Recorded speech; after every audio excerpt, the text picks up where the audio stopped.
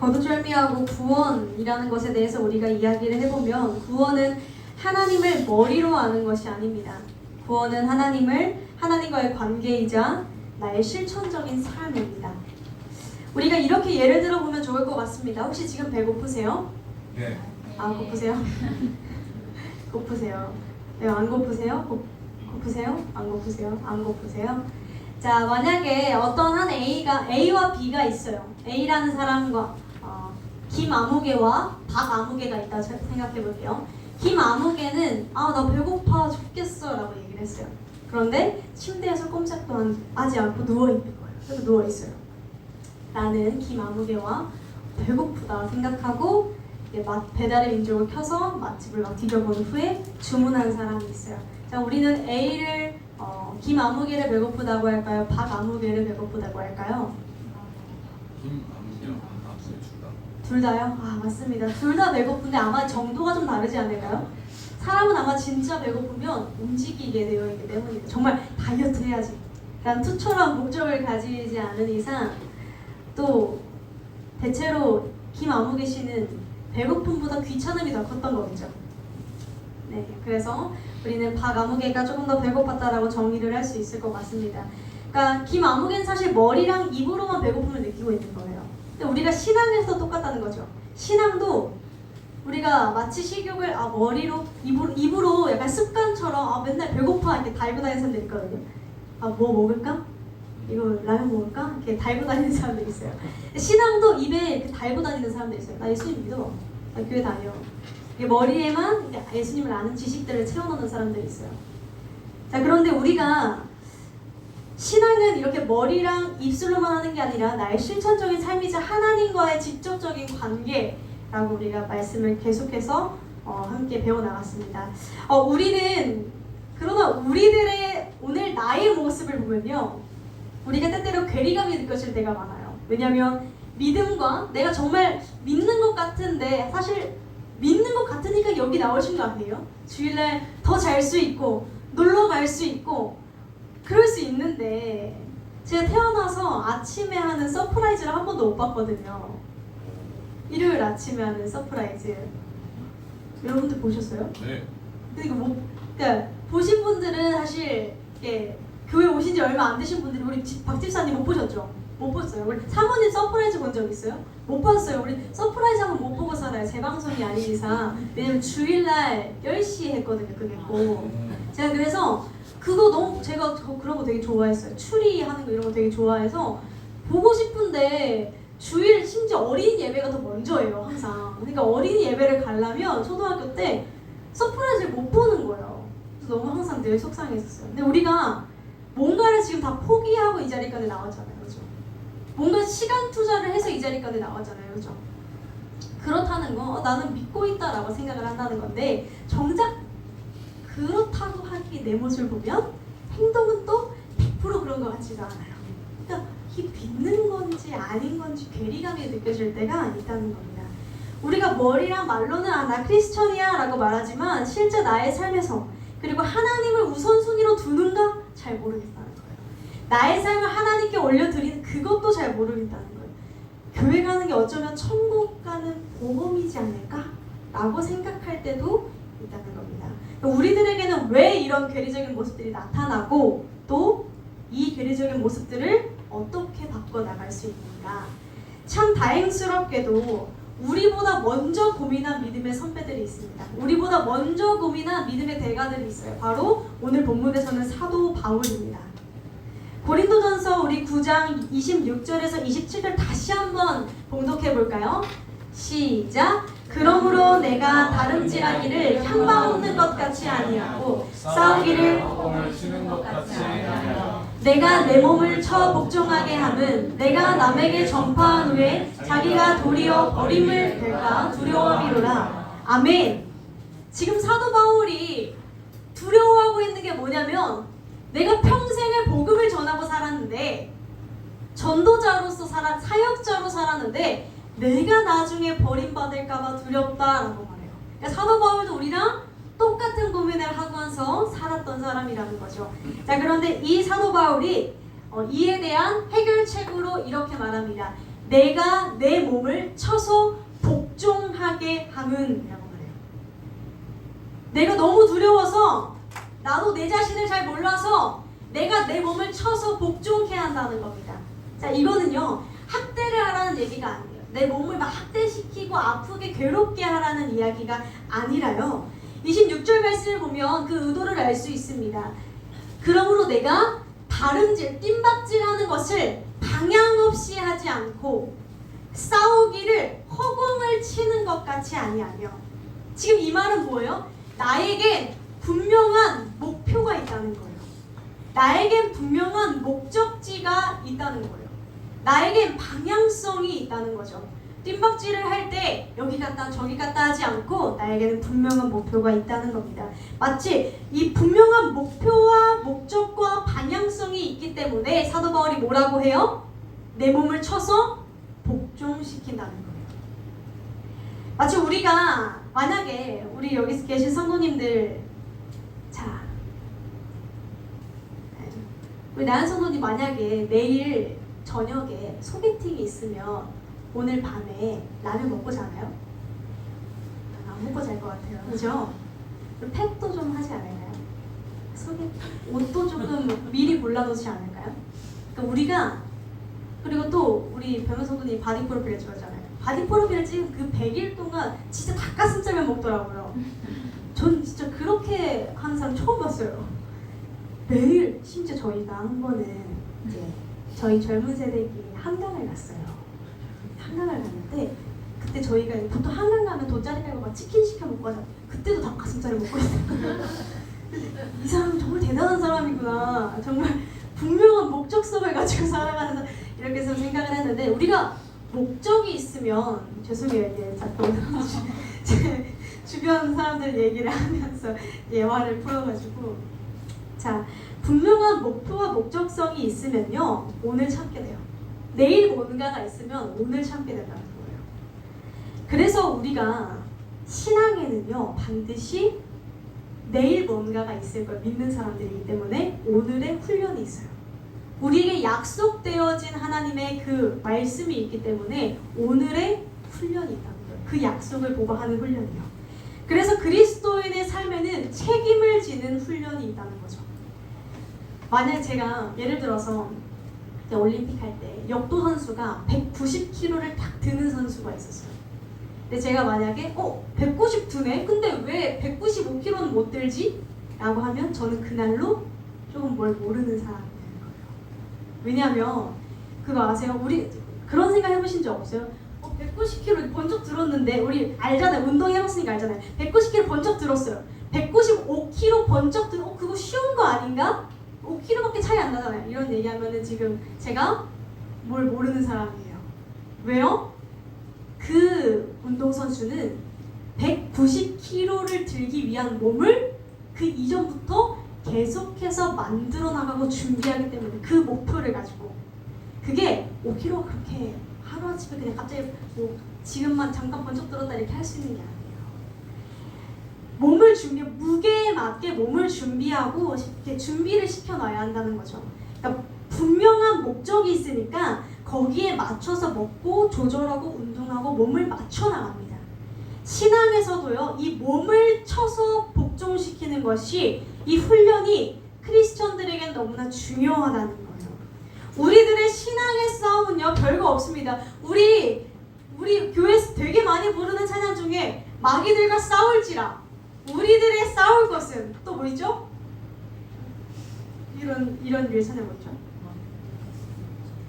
마귀들과 싸울지라, 이런, 우리 자꾸 뭔가 싸운대요. 신앙에 뭔가 싸운다라는 거예요. 근데 우리 신앙 싸우는 게 뭐냐면, 우리가 하나님 앞에서 내가 가야 할 방향을 딱 정하고 그 방향에 맞추어 내 몸을 쳐서 복종시키고 순종시키는 싸움이라는 겁니다.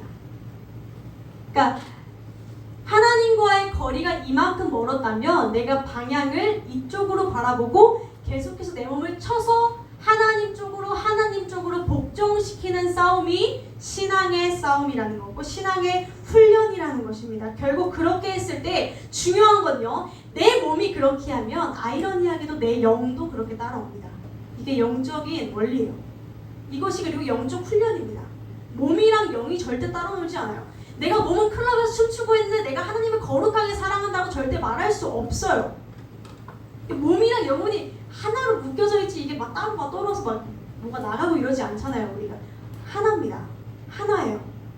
몸 따로 행동 따로 불지 않아요. 그래서 우리가 살펴봐야 되는 것이 두 가지입니다. 오늘 본문 제목처럼 피하고 집중하는 것. 신앙의 훈련은 반드시 두 가지예요. 피하고 집중하는 것. 피할 것부터 살펴볼 건데요. 피할 것에 변론과 다툼을 피해야 됩니다. 디모데전서 6장 20절 말씀이 있습니다. 우리가 한 목소리로 한번 읽어보도록 하겠습니다. 디모데전서 6장 20절입니다.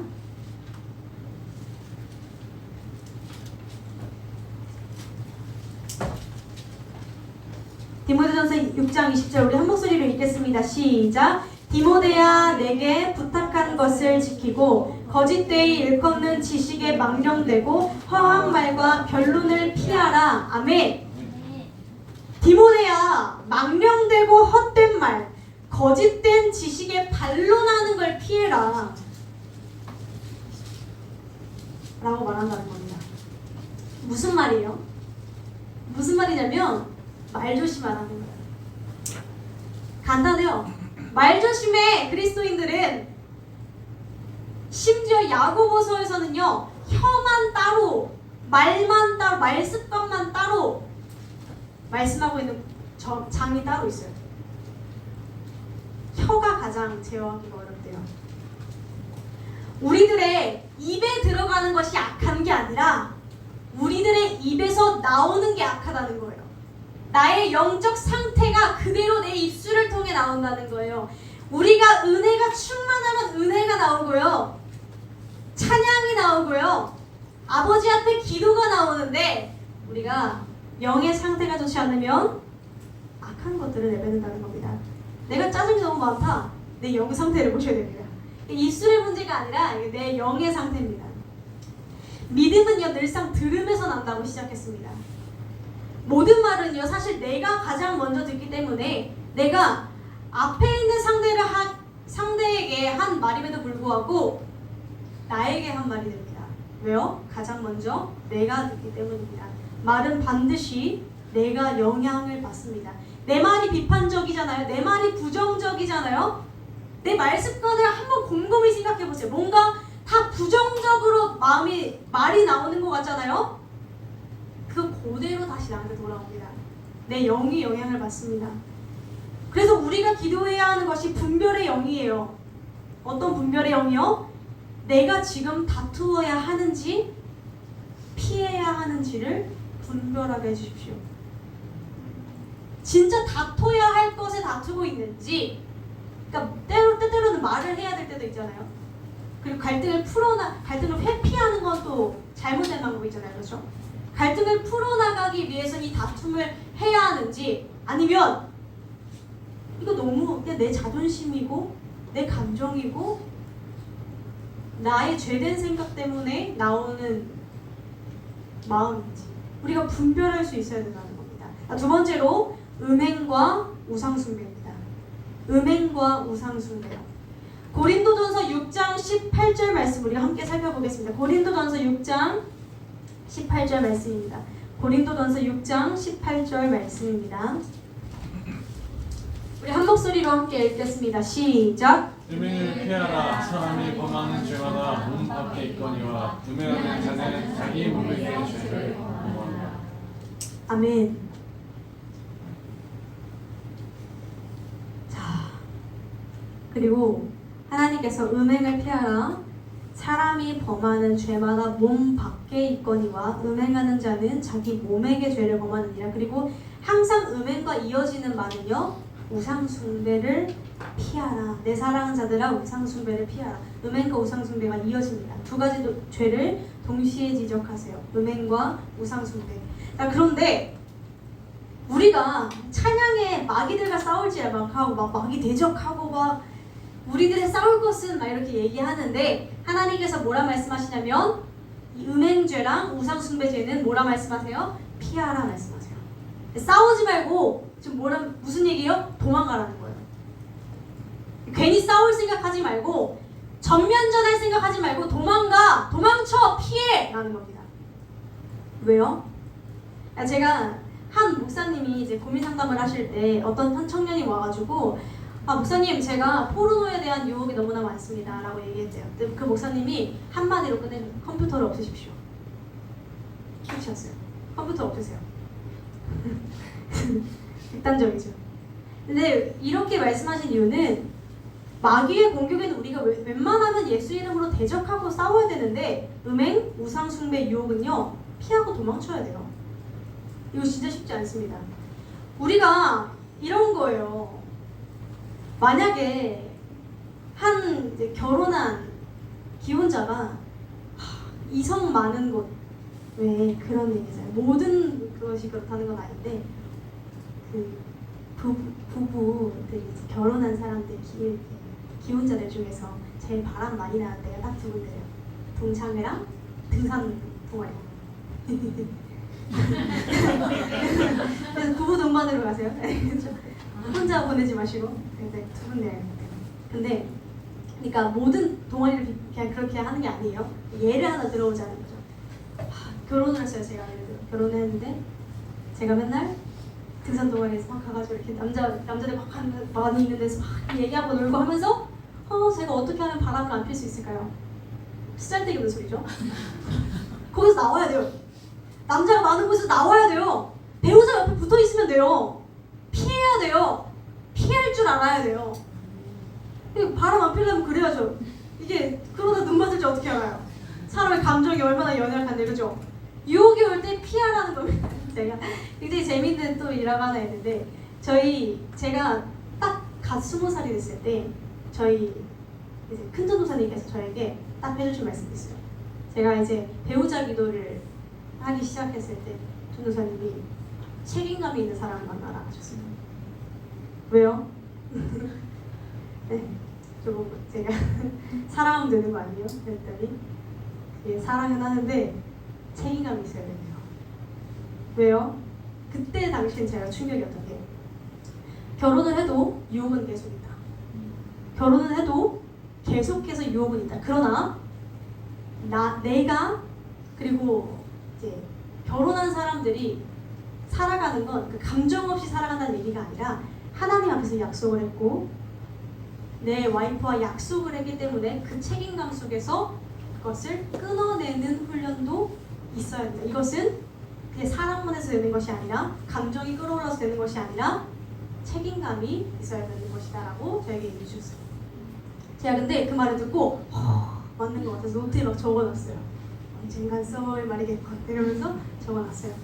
그리고 실제로 그 행동을 보여주셨어요. 대표실에 맨날 문을 열어놓고 문을 안 닫아요. 문을 안 닫아요. 닫질 않으세요. 큰 돈은. 그리고 또 어떤 왜 그런 안타까운 예들을 많이 들어요. 목회자가 찬양팀 싱어와 불륜 관계. 안타깝지만 이런 일들이 굉장히 많이 일어나거든요. 그래서 한 목사님과 사모님이 이제 고민을 하셨던 것 같아요. 왜냐면 목회자는 응당 성도들에게 관심을 가져야 하고 계속해서 사적인 이야기들이 오고 가야 하기 때문에 거리들을 유지해야 하는데 또 그렇다고 해서 가정을 소홀히 할 수는 없잖아요. 신방을 갈 땐 꼭 사모님과 함께 절대 혼자 방문하지 않는다. 혼자 1대1로 만나지 않는다. 그리고 두 번째, 차 옆 조수석에 태우지 않는다. 이 두 가지였대요. 그래서 조수석에 타지 마십시오 라고 말하면 상처받잖아요, 자매님이. 그러니까 그렇게는 안 하고 항상 조수석에 짐을 놔대요. 짐이 있으니까 뒤로 타십시오. 너무 멋지지 않나요? 저도 그렇게 하려고요. 짐이 있으니까 뒤로 타세요. 굳이 막 짐을 치우고 타겠다는 사람은 없을 거 아니에요. 그렇죠? 자, 우리가 결국 죄에 있어서 의도적으로 피해야 할 때도 있다는 거죠. 음행에 있어서 많은 커플들이 이제 고민 상담을 이렇게 할 때가 있어요. 하나님의 말씀을 지켜야 되고 혼전 순결을 지켜야 되는데 서로 보기만 해도 너무 뜨겁대요. 그쵸? 제 주변 다 피 끓는 청춘이잖아요. 이게 이상한 일은 아니잖아요, 그죠? 근데 이제 교육 목사님이 그러셨어요. 그러니까 둘이 있지 말라고. 알았어, 너네 그런 거 알겠으니까 그럴 거면 결혼을 빨리 하고 둘이 있지 마. 너네가 자꾸 그런 장소를 찾아가면서 왜 고민 상담을 하는 거야? 그렇게까지 너 스스로를 믿는 거야? 라고 하시더라고요. 그 말 옆에서 이렇게 듣고 있다가 맞는 말이고 또 저거 또 언젠가 쓸 때가 있겠거든요. 제가 봤어요. 그리고 이제 우상 숭배는요, 정확한 뜻은 이래요. 하나님이 계셔야 할 자리에 다른 것을 채워넣는 거예요. 그러니까 우상은 결국 어차피 다른 신은 없어요. 그런데 우상은 내가 나를 위해 만듭니다. 결국 우상은 내가 원하는 게 나와서 뭔가 모양이 생긴 게 우상이거든요. 그러니까 내가 돈을 추구하면 돈의 우상을 만들고요. 내가 건강을 추구하면 건강의 우상이 막 나옵니다. 이성과 쾌락을 추구하면 그 우상들을 막 만듭니다. 사람을 추구하면 사람으로 우상을 만듭니다. 마치 이런 거예요. 중고등학생들 보면요, 요새는 NCT가 유행이라면서요. 들어보셨어요? NCT? 어디까지 가야 되죠 그러면? 빅뱅? 신화? H.O.T? 중고등학생 때 더 가야 돼요? 조용필? 아니에요? 그 정도는 아니에요? 알았어요. 알겠어요. H.O.T. 혹시 H.O.T 좋아하셨나요? 네. 네. 핑클 아니고 H.O.T 좋아하셨어요? 네, 좋습니다. 근데 보통 중고등학생들 이렇게 보면요, 연예인 좋아하는 친구들은요, 꼭 방에다가 연예인 사진 붙여놔요, 그죠? 그러니까 내가 좋아하면 형태로 뭔가를 만들어요. 굿즈를 막 만들어요. 막 열쇠고리 막 사진 들어있고 핸드폰 배경화면을 넣어놓고 막 이러는 거예요. 그리고 내가 좋아하는 게 어떤 모양으로든 나타나게 돼 있어요. 우상숭배는 그러니까 진짜 무슨 어디 가서 절하고 이런 것만 우상숭배가 아니라 내가 좋아하는 게 모양으로 나와서 그거를 하나님처럼 살아가는 게 우상숭배예요. 하나님이 아닌 다른 것에 관심이 많으면요, 주변에 쓸데없는 게 많이 생깁니다. 하나님이 아닌 것에 관심이 이리저리 기웃 하잖아요. 쓸데없는 게 많이 생기고 마음이 분산됩니다. 이게 우상숭배예요. 하나님이 아닌 것에 마음을 두면 마음이 뺏기고 그 행동들이 나타납니다. 삶이 지저분하면요, 영이 깨끗할 수가 없어요. 삶이 지저분한데 어떻게 영이 깨끗해요? 삶이 지저분하면 영도 지저분합니다. 그렇기 때문에 우리들의 삶은 굉장히 심플하고 간단해야 돼요.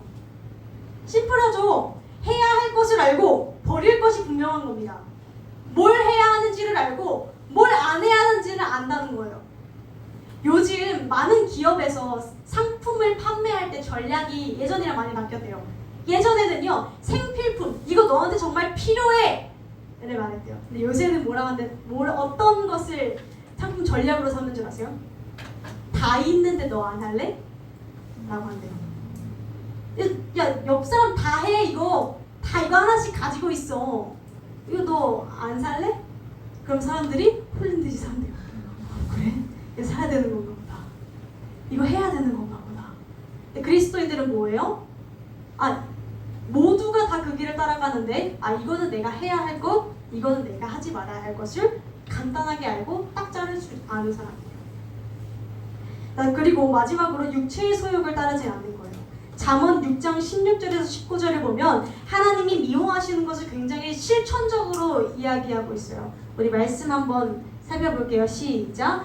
여호와의 미워하시는 것 곧 그 마음에 싫어하시는 것이 육체를 가지니 곧 교만한 눈과 거짓된 혀와 무죄한 자의 피를 흘리는 손과 악한 계교를 꾀하는 마음과 빨리 악으로 달려가는 발과 거짓을 말하는 망령된 증인과 및 형제 사이를 이간하는 자니라.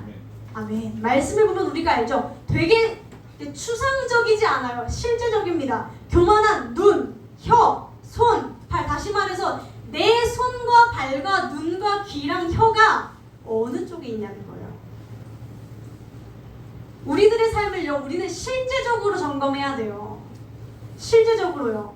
나의 손과 귀, 발이 하나님이 원하시고 하나님이 좋아하시는 쪽으로 달려가고 채우는가, 아니면 내 손에 든 것이, 내 발에 닿는 것이, 내 입에 담긴 말들이, 내 눈에 들어오는 것들이 내가 좋아하는 것들, 내가 원하는 것들로만 가득 채우고 있는가 보면 딱 사이즈 나온다니까요. 많이 뭐 고민하고 이렇게 할 것도 없어요. 아, 내 마음은 그렇지 않은데. 아니요, 내가 뭘 보고 있고 뭘 듣고 있고 어디로 가는지를 보면, 아, 이 사람은 하나님보다 이런 걸 더 사랑하는구나 알아요. 이거 뭐 모를 일이 없잖아요, 그죠? 우리는요, 하나님이 원하시는 것으로 채워가려고 하는 그 싸움이 있어야 된다는 거예요. 자, 그리고 이제 집중이죠. 피할 거 다 피했으니까 집중할 거. 갈라디아서 5장 16절입니다. 내가 이르노니 너희는 성령을 따라 행하라. 그리하면 육체의 욕심을 이루지 아니하리라. 오늘 본문 우리 말씀 읽었죠. 너희는 성령을 따라 행하라. 그리하면 육체의 욕심을 이루지 아니하리라. 우리가 무엇에 집중해요? 성령에 집중해야 한다는 것입니다. 성령이요. 나의 신앙이 어떻게 자라날까? 어떻게 하면 이 어려움을 극복할 수 있을까? 어떻게 하면 죄에 빠지지 않을까? 간단하다는 겁니다. 성경은 단순하게 말씀하세요. 성령과 성경을 쫓아 행하라는 겁니다. 그러니까 이런 거예요.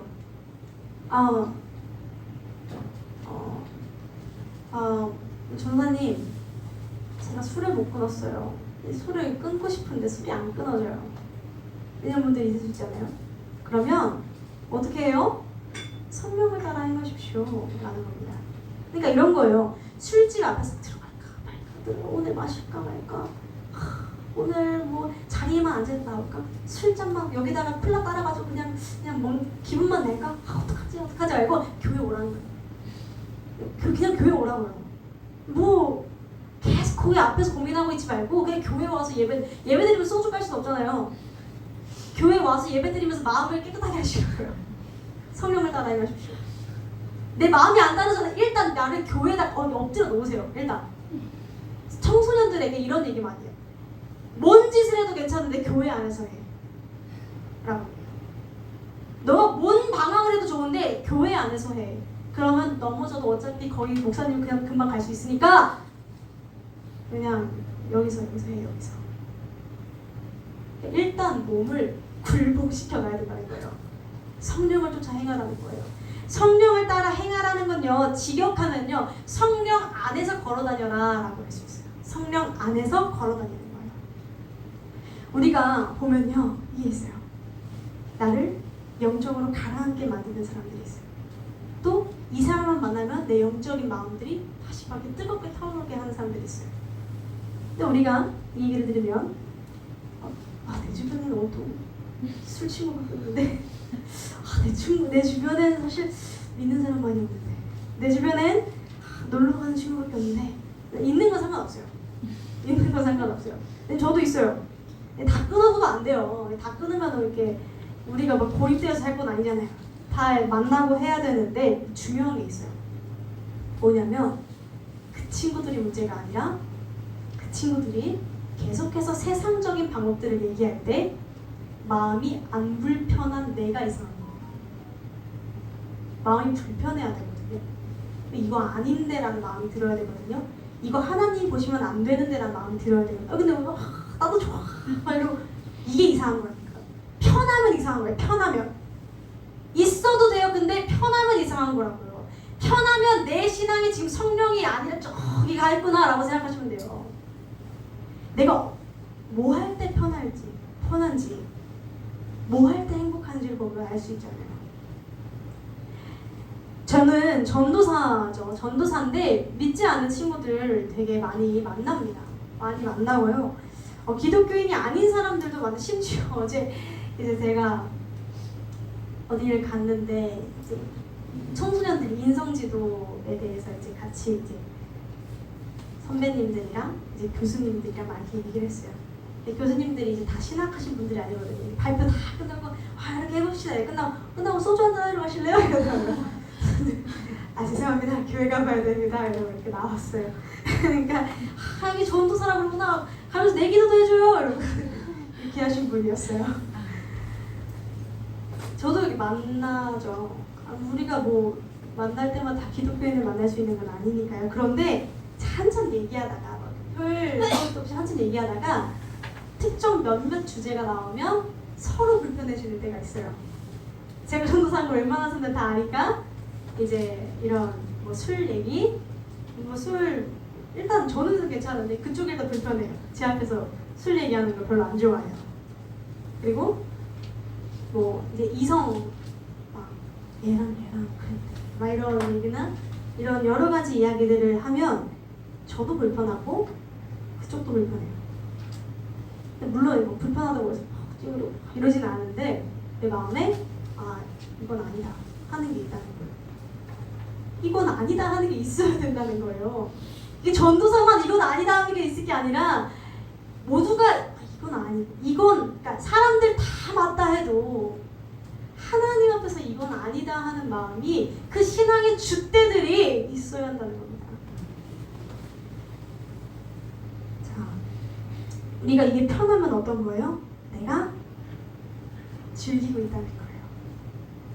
내가 육체의 낙을, 육체의 소욕을 즐기고 있다는 거예요. 자, 성령을 따르는 삶, 성령에 집중하는 거는 굉장히 간단해요. 성령에 집중하는 게 막 굉장히 막 명상하고 막 이런 게 아니에요.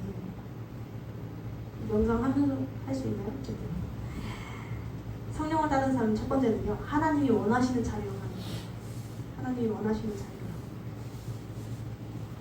하나님이 원하시는 자리로. 제가 이제 가장 불만이 하나 있었는데 뭐였냐면 태어나서 여기저기를 한 번도 안 가보는 게 참 여기저기 교회를 안 가본 게 불만이었어요. 왜냐면 전도사는 그리고 사역자는 응당 여러 스타일의 뭔가 배우고 여기서 막 하고 싶잖아요. 여기서 이렇게 찬양을 해야 돼 이런 게 하고 싶잖아요. 근데 하나님이 저를 다 막으셨어요. 모든 걸 다 막으셨어요. 심지어는 제가 어디 가서 설교를 한다는 것도 아니고 찬양 싱어로 섬기고 오겠다는 것도 다 막으셨어요. 그래서 불만이 하나님 난 이것도 하고 싶고 이것도 하고 싶고 이것도 하고 싶은데 왜 맨날 이렇게 막으시는 게 했었어요. 그리고 이제 저는 이제 지금 수요 예배를 설교를 하고 있고 금요 예배를 인도를 하고 있고 주일날 오전 오후 예배를 하고 있잖아요. 그러다 보니까 제가 예배를 빠질 수는 없죠. 제가 예배를 빠지면 예배가 없어지니까요. 예배를 빠질 수는 없어요. 그런데 이제 사람들이 그런 얘기해요. 사역하기 전에 여기저기 교회 좀 이렇게 가고 여기저기 좀 놀기도 하고 한 다음에 사역 시작해라고 하기엔 제가 사역을 21살인가 되게 일찍 시작을 했어요. 저는 한 번도 그렇게 못 해본 거죠, 사실. 그랬는데 제가 그래서 되게 불만이었어요. 왜냐면 누군가는 정말 여기저기 다니면서 하나님이 사용하시는 사람들도 있던데 저는 항상 사용하시는 자리가 여기인 거예요. 여기 소강대상 뒷자리 이 골방인 거예요. 이거 뭐 1평도 안 되고 요만한 데서 저를 맨날 굴리시니까 너무 불만이었는데 어느 순간 이 고백을 하게 하셨어요. 내가 하나님 있어야 할 자리는 여기입니다.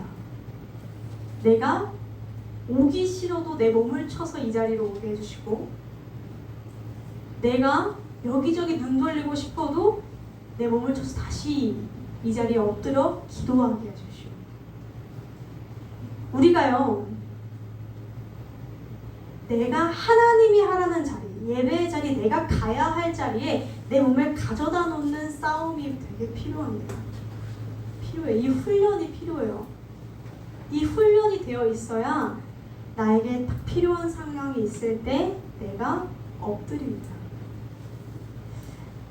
중고등부 수련회 혹시 가보신 적 있으세요? 중고등부 수련회 제가 최근에도 이제 한번 갔다 왔어요. 2박 3일로 보통 이렇게 이루어지는데 2박 3일로 이렇게 하는데 애들이 첫날에는요 다 일어서서 이렇게 보통 수련회 가면 뜨거우니까 다 다 일어서 찬양하게 하고 막 드럼 쿵쾅쿵쾅 치고 막 이렇게 하잖아요. 근데 첫날 애들이 다 이렇게 짝다리 이렇게 듣고 그냥 다 이러고 있어.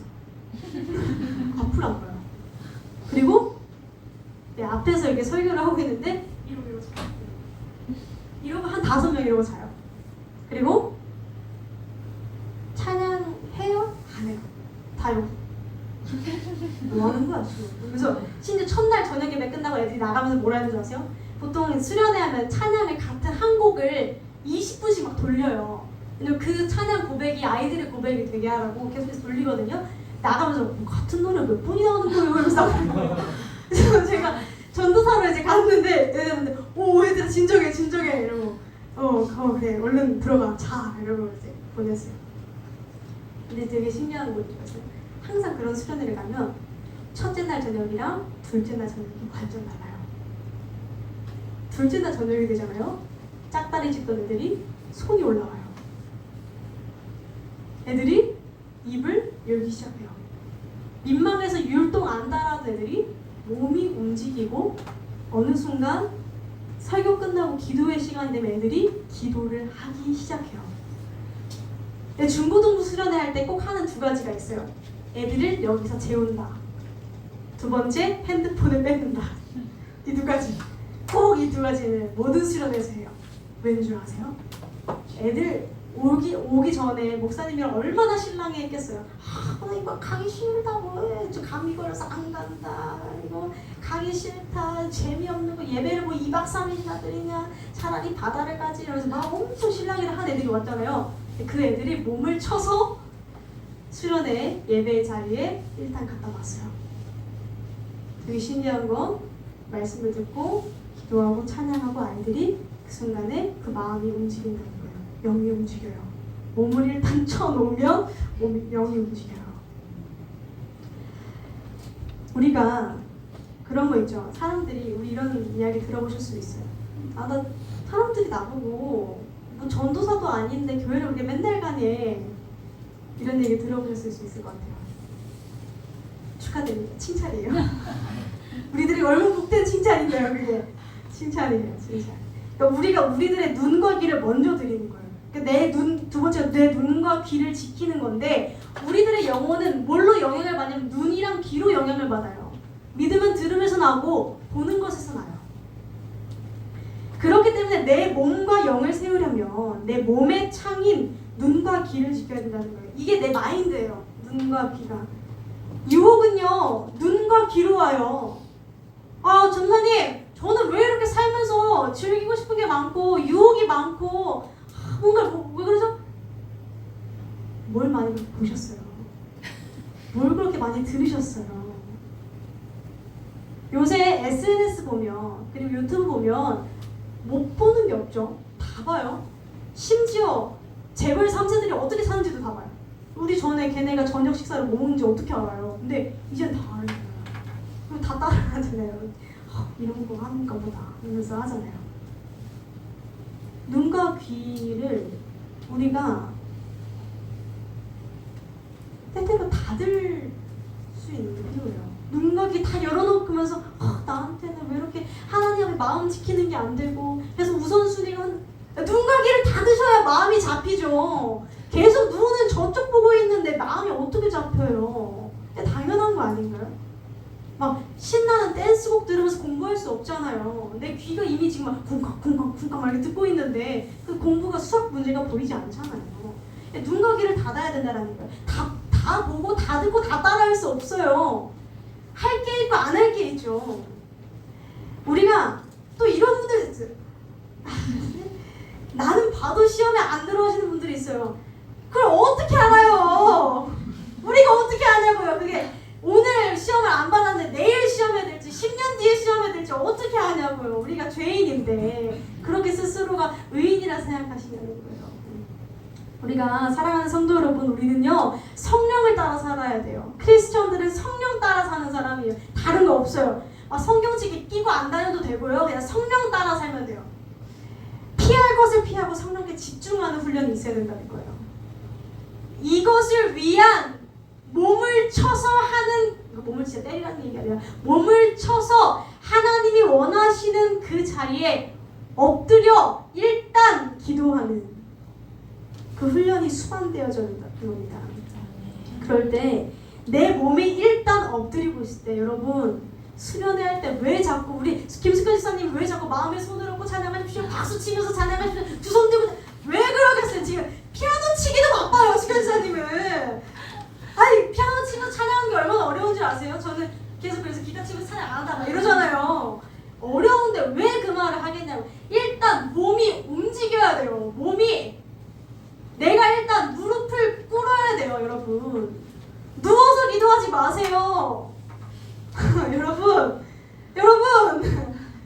자꾸 이렇게 되게 편한 자세로 있으면서 기도하려고 하지 마세요. 자요. 잔다니까요. 기도가 안 되면 땅바닥으로 내려와서 무릎 꿇으면 우리 권사님 빼고 다 무릎 꿇을 수 있잖아요 지금. 권사님이 앉아서 하셔야 돼요. 권사님 앉아서 하셔야 돼요. 내려오지 마세요 권사님. 거기 계셔야 되는데 다 무릎 꿇을 수 있잖아요 우리. 기도가 안 되면 무릎 꿇고 하나님 30분 더 도와주세요만 얘기할 수 있어야 돼요. 그 정도 간절함 없이 어떻게 해요? 안 그런가요? 여러분 그렇잖아요. 근데 기도가 안 되네? 기도를 하려고 했냐는 거죠. 오늘 말씀을 들으려고 했냐는 거예요. 요즘 예배를 드리고 말을 해야죠. 이게 앞뒤가 우리가 이렇게 안 맞다니까요. 우리가 앞뒤가 안 맞아요. 그래서 우리가 하나님 앞에 마침내 그날에 딱 섰을 때 우리가 적어도 하나님 내가 넘어지긴 했지만 계속 몸을 치긴 했어요. 넘어지긴 했는데 다시 일어나서 기도하려고 했어요. 이 정도 말은 할 수 있어야 되잖아요. 멈춰서 그냥 하나님 그냥 뭐 넘어져가지고 그냥 넘어진 채로 살다 왔어요. 이럴 수는 없잖아요. 우리가 이런 고백, 하나님 내가 성령과 함께 따라 살려고 그래도 몸부림은 치다 왔습니다 라는 이 고백 올려드리는 저와 여러분 되기를 주님의 이름으로 소망합니다. 기도하겠습니다. 사랑이 많으신 주님 감사합니다. 아버지 우리가 성령을 따라 살기 위하여 피하고 집중하여야 할 것들이 있습니다. 하나님 우리들의 뜻대로 눈과 귀를 막아주시고 우리로 하여금 주님이 원하시는 자리로 가게 하시며 우리로 하여금 매 순간 성령에 집중하게 하시고 성령과 함께 살도록 예수와 함께 살도록 우리들의 몸을 쳐서 복종시켜 주시옵소서. 예수님의 이름으로 기도드렸습니다. 아멘.